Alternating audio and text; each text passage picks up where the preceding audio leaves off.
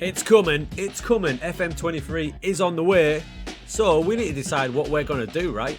So I'm going to give you 5 different types of save ideas you might not have thought about before. Good morning, afternoon, evening, how's it going? Now we've all heard of different save types, such as Journeyman or the one club save. I love those types of saves, but today I'm going to take you on 5 different ones that you might not have thought of or even heard of. FM23 is coming, so let's not hang around, let's get to it right now. That's right, the first one is the City Football Group. Now City, the guys behind it are creating a bit of an empire, but what it does for us in FM means we've got a load of options to have a really cool save here. A little overshot of their teams right there, you can see how many clubs that are now involved in the City Group, so that opens up a big save. Now in a strange way this can lead to a remix of a Journeyman save, because if we look at this graphic, this football group is vast, it's worldwide, so you're going to have basically a worldwide journeyman, but you're going to be picking your club very specifically. Around Asia, through South America, into North America, and you're getting into Europe and the big boys as well. So we have the clubs, now what's the structure? Now it's entirely up to you. You could start at City if you like, get that title win, get your reputation up, and then you'd have the pick of the jobs as they come up. Alternatively, you could load them up one at a time. But the goal is to win a league title in every different club of the City Group. It's a boomer, it's going to take you season after season, especially when you get there in France. Good luck. So to make this work, there's 2 ways you can do it. You can either start up high with City, win something big, Premier League, and then work your way down having your pick of jobs. If you want to start a bit lower, you could add a few leagues in, maybe the Asian ones, so you're not overloading your computer, win that league and then start adding leagues each season as you go. Entirely up to you. Personally, I'd probably do bottom to top. It's a bit more satisfying, and when you get to the zenith, to City, how many seasons is it going to take you? You might have heard of this one before. It's a Director of Football challenge, and for control freaks, it's a nightmare. So basically, whatever club you join at, whatever level, all these responsibilities, I mean there's a lot, are going to be completely out of your hands. They're going to be nothing to do with you. So soon your screen's going to look like this. Your Director of Football is going to be in charge of absolutely everything. And the biggest part about this, and the biggest factor, is the signings. He's going to negotiate player signings. He's going to handle incoming offers. So he's going to sell players. He's going to chuck players out on loan that you might have had an idea to play in the first team. Oh. What that then means is you are solely in charge of tactics and picking the team. So you've got to get it right. If you are a bit lax on your tactics, this save's going to be a brute for you. But it might help you raise up your game as well. When you first go to the club, this is going to be your most important thing, and probably the only thing you can do in terms of signing is your Director of Football. At the minute, I've got Marco Otero. Would you trust that man? Now, appearance aside, you've got to go and have a look at his attributes and what he's going to be good for. Basically, he's going to be doing a hell of a lot of recruitment for you. So his judging of player ability, player potential, negotiating is going to be huge. Don't forget as well the judging staff ability. He's in charge of that as well. As the seasons go on, your transfers in and your transfers out are going to look a little bit like this. And bear in mind, you're going to have absolutely nothing to do with it. Good luck, dude. It's a completely new way to play the game. I don't think I'm prepared to do it. I like transfers. I like it a lot. But if you're a big tactician and that's all you're bothered about, it's ideal, right? If you get the right man. My advice, try it. See how it goes. But make sure you get a decent Director of Football. And if you try it low down, you're going to get tested.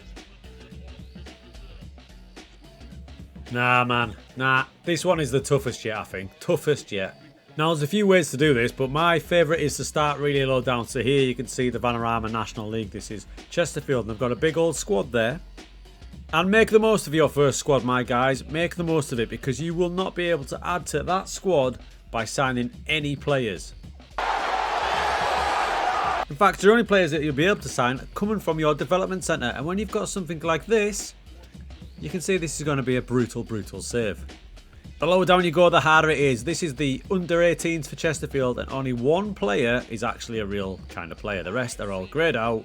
This is going to be a nightmare. A lot of nonsense there, wasn't it? And that's why I'd recommend starting this type of save with quite a small team with low expectations, because if you go for a big team and they're going to wonder what the hell's going on in the club vision section, you might get sacked pretty fast. All your hopes and dreams are going to be pinned on your youth team, so getting a good head of youth development is going to be essential. Try and make it so his tactics and the way he likes to play, his tactical style, playing style, mentality, all that jazz, match your philosophy, and then work on getting a guy in who's got the attributes that you need. My. I mean, I'm scared about this already for anyone who tries to take this on. Now, I haven't tried this, maybe I haven't got the guts, but our good friend Lam has tried it in a few of his series. Get on over there and see how he did. Sometimes maybe good. Sometimes maybe. Possibly the scariest one yet. This is no attributes. Moneyball style. Oh, this is tough. Moneyball is widely known from the Brad Pitt film about the Oakland days.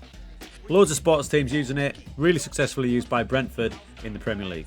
So normally when you're scouting players, you can see their big, beautiful attributes there. Sometimes they are masked, so you'll only see a range. However, the attributeless is just that.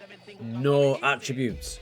Instead, you'll be building your team purely on statistics, using data such as key passes, tackles won. If you're looking for stamina and an engine, you're going to have a look at distance covered. It doesn't end. It just doesn't end. It's a tough one, but it's great for people who love to dive into stats. However, can you imagine how hard it is not seeing how good a player is at crossing, at dribbling, at long shots? Blimey. So when you take all the attributes off, it looks a little bit like this. Mamma mia. There's Domenico Berardi. And we have no idea how good he is. Wowzers. To do this, and it'll be the same in FM23, you just go up to FM, go down to Preferences, Advanced, down to Custom Skin Colours, and in this A column here, turn them all to 0. And that's it. I promise at some point in the FM23 cycle, I will have a go at that, just not at the start, because it scares me. The Legend Save. Now this is one I nearly did this year. It's dead simple, but enjoyable, and you know what? Most of the teams in the MLS are kind of doing it. So what is a Legend Save? So whatever club you are, doesn't matter who you are, you can only sign players over 30. That's why I mentioned the MLS. Lorenzo Insigne, 30 years old, finds himself in the MLS.